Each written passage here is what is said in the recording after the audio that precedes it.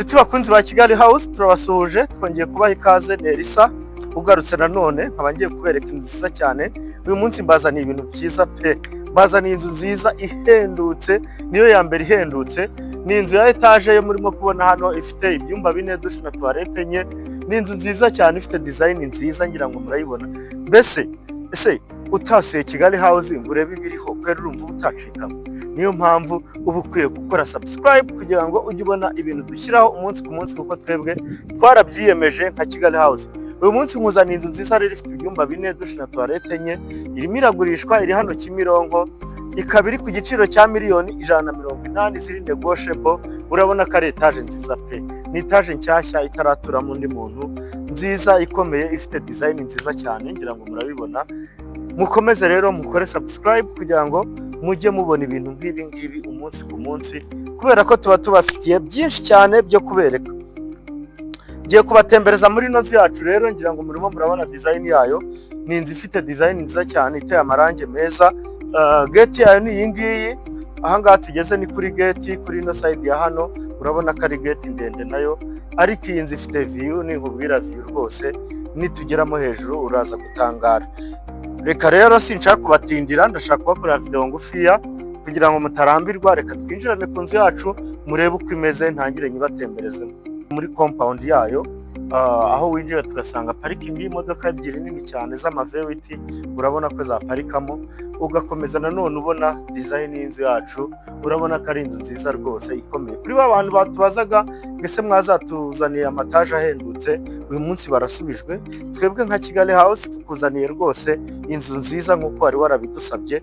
Ahangaha kuri ino side iteyeho akajaride karimo indabo nziza cyane, urabona ko ari ibintu byiza kandi bisa neza. Hanyuma rero reka dukomeze duhite dutemberana, turahera hano aho dusanga indabo nziza cyane zigiye zizengurutse ku nzu yacu. Iyi nzu rwose ni nziza pe, miliyoni 180 zonyine. Murabizi ko na cadastre zisigaye ziyagura, ariko uyu munsi nabazaniye etage. Turakomeza gutya, hano hagiye hari indabo nziza cyane zizenguruka kuri iyi nzu yacu, urabona ko ari ibintu byiza cyane. Aha, indabo rero rwose uyu mwubatsi akunda indabo pe, ndebera ahantu hose yagiye hazengurutse indabo. Ewana ahuje n'abantu benshi, abantu benshi bakunda indabo, ariko nayo ndazikunda, ni nziza. Aha hose ni indabo gusa. So tugeze ahangaha rero, uru ni urubaraza rwiza cyane rwo tugezeho rw'inzu yacu. Mbabarira uze uhagarara hano ku rubaraza, uzuminga ubereke view uba ufite uri no ku rubaraza, by the way utarazamukamo hejuru. Ndebera iyo view Bumbogo yose ubuyireba, ureba ahantu hose. Mbese niyo watera agatebe hano waba ufite view nziza ihagije itagabanuka. Ubwo kandi ngiye nakomeje, ntago mbatindira.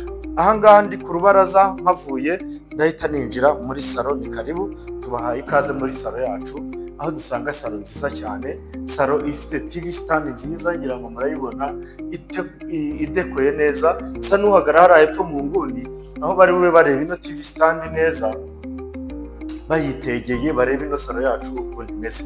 Urabona ko ari ibintu byiza cyane kandi bisa neza. Twe nka Kigalihouse twarabyiyemeje, nta handi hantu uzajya usanga deals nk'izi nziza, ni kuri Kigalihouse, ni kuri YouTube, ni kuri platforms zacu Kigalihouse. Mujye mukomeza mukora subscribe, following, tujye tubana umunsi ku munsi. Iyi ni salo rero ndimo, gypsum nziza cyane, niyo plafond yo bakoresheje, itara ryiza rimeze neza. Hano tuhafite amakaro meza cyane rwose, amwe y'ubwoko bwiza. Ubwo twakomeje rero tukiva hano muri salo, ngo salo mwayibonye neza, turahita dukomeza muri salle à manger. Nayo ni salle à manger nini yisanzuye rwose, ubona ko irahagije. Kuri miliyoni 180 niba ukeneye etage, iyi nzu ntigucike. Reka dutemberane no mu gikoni, babanyerekere neza uko igikoni kimeze. Ni igikoni cyiza nacyo, kirimo utubati twinshi duhagije. Urabona ko ari igikoni kimeze neza rwose, kirimo ibisabwa byose. Aha, ngira ngo igikoni cyacu muri kukibona, nicyo iki ngiki. Ni igikoni cyiza kimeze neza. Reka rero n'abatindiye mbereke mu byumba, ahera mu cyumba cyo hasi. Aha, twakomeje rero tubahaye ikaze mu byumba. Reka babanyerekere ibyumba uko bikaze. Turahera kuri douche na toilette y'iki cyumba, babibanyerekere rwose bitonze, murebe. Ni douche nziza irimo toilette, ntabwo barayifixamo, ariko urabona ko ari sawa cyane. Tuvuye aho ngaho turahita tuza hano mu cyumba, babanyerekere neza, gifiteho garde robe kimeze neza cyane, kugira ngo murabibona ni icyumba cyiza cyisanzuye kinini, ubwo mwanya wundi wose ni uw'igitanda na matera. Urabona ko ari ibintu byiza. Iki ni icyumba cya mbere cyo hasi. Twakomeje rero muri esikariye, murabona ni esikariye ziryamye rwose zishashe, ntabwo ari bya bindi biba bishinze nk'umunara. Ubwo twakomeje maze kubereka icyumba kimwe cyo hasi, reka mpite nkomeza mbereke ikindi cyumba nacyo kiri hano kuri ino sayidi, bakibanyerekere bitonze, bahere kuri dushe na tuwarete, aho dusanga dushe na tuwarete nayo nziza irimo utubati. Tuwarete bazayifixamo nyuma, ariko urabona ko ari dushe nziza isobanutse. Hanyuma rero tuvuye aho ngaho turahita tuza hano turahita dukomeza hano ku cyumba nacyo cyiza, cya cyumba nacyo cyiza kirimo gariderobe. Urabona yuko iki ni icyumba cya kabiri, parafo ni rangete nziza, utubati twiza cyane, urabona ko ari ibintu byiza. Tuvuye aho ngaho rero reka dukomeze. Twakomeje hano ho dusanga ibyumba bibiri, cyangwa se ni ibyumba bibiri, ariko reka dukomeze duhereye muri iki ngiki kiri aha ngaha, aricyo cya master bedroom. Reka tubereke dushe na tuwarete ngiyi, nayo ni irisanzuye, urabona ko ari sawa cyane rwose. Reka dukomereze mu cyumba. Icyumba urabyumva nyine ni Kigali, kigomba kuba ari chambre principale nini yisanzuye. Urabona ko rwose uyu muntu yabibaze neza, ni ibintu byiza cyane kandi biteguye neza. Iyi niyo chambre principale, dushe na toilette yayo twayiberetse. Urabona ko ari ibintu byiza cyane, ni ngari cyane, irisanzuye kandi irahagije. Reka rero dukomeze tubereke n'ikindi cyumba aricyo cya kane.